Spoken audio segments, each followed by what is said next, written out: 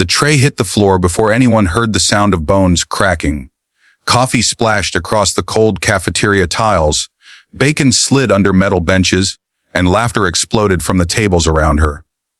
The old woman lay there, one knee twisted, one hand shaking, her eyes fixed not on the pain, but on the faces mocking her. What no one in that prison realized was that this fragile-looking elderly inmate had once trained warriors who never lost a fight, and the woman laughing the loudest had just made the biggest mistake of her life. When Mei Lin arrived at Greystone Correctional Facility, no one paid attention. She was 70, 2 years old, short, hunched slightly forward, with silver hair pulled into a loose bun and eyes that rarely met anyone else's. The guards processed her quickly, almost gently, as if embarrassed that someone her age was even there.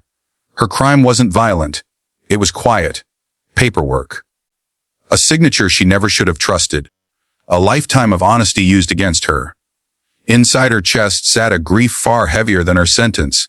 The death of her husband, the loss of her school, the closing of the Kung Fu Hall that once echoed with discipline and respect. The prison, however, didn't care about her past. Prison only saw what was in front of it, and what stood out immediately to the other inmates was how slow Mei Lin walked, how she carried her tray with both hands, how she bowed her head instinctively when passing others. To predators, that posture was an invitation.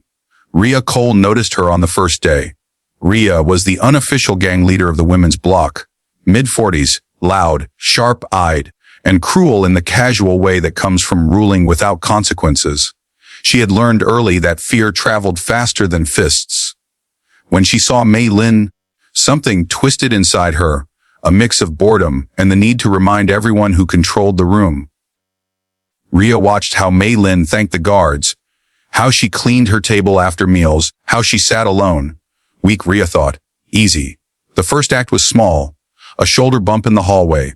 A tray knocked slightly sideways. Laughter from Rhea's followers. Mei Lin said nothing. She picked up what fell. She bowed her head. But inside her something old stirred. Not anger, but awareness.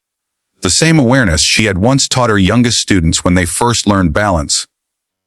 The cafeteria incident came 3 weeks later. It was loud that day. Someone had news from outside. Someone else was crying quietly in a corner. Mei Lin walked carefully, her knee aching from the cold, her tray steady.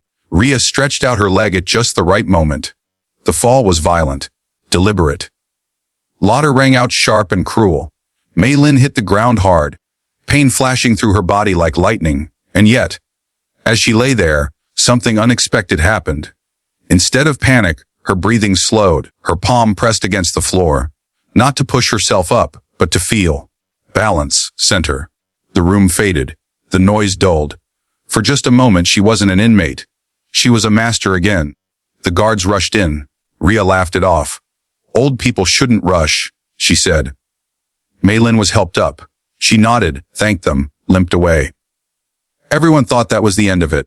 It was only the beginning. Pain has a way of awakening memory. That night, as Mei Lin lay on her thin mattress, her knee swollen, she remembered the first time she ever taught self-defense. She had been young then, fierce, her movements precise. She remembered teaching restraint before power, humility before dominance. She had lived by those rules her whole life. But prison was not a place that respected restraint. The bullying escalated. Food went missing. Whispers followed her. Someone poured water on her bed. Each time, Mei Lin endured. Not because she was afraid, but because she was waiting. She studied patterns. Who stood where? How Rhea moved. How her followers reacted. Timing was everything. Always had been. Then one afternoon, in the yard, Rhea crossed a line. She shoved another elderly inmate. A woman crying quietly, shaking. Something in Mei Lin snapped, clean and silent, like bamboo breaking under snow. She stepped forward. Her voice was calm, almost gentle. Enough, she said. The yard went silent. Rhea laughed. Or what, Grandma? She sneered, stepping closer. What happened next didn't look like violence. It looked like inevitability. Mei Lin moved. Not fast, precise. Her foot shifted, her weight dropped. Her arm guided Rhea's wrist just enough. Balance was taken. Power was borrowed. Rhea hit the ground hard, wind knocked from her lungs, her arm locked in a position she didn't understand. The entire yard froze.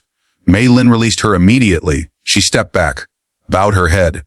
"I do not want to fight," she said, "but I will not be harmed." Word spread faster than fear ever could. No one mocked her again. The guards questioned her, but there was no rule broken. No strike thrown. Only self-defense. Rhea avoided her after that. So did everyone else. But Mei Lin didn't become feared. She became respected. Slowly, other women began to sit near her, ask her to show stretches for sore joints, breathing for panic attacks, balance exercises for anxiety. What began as survival turned into something else, community. Strength shared quietly.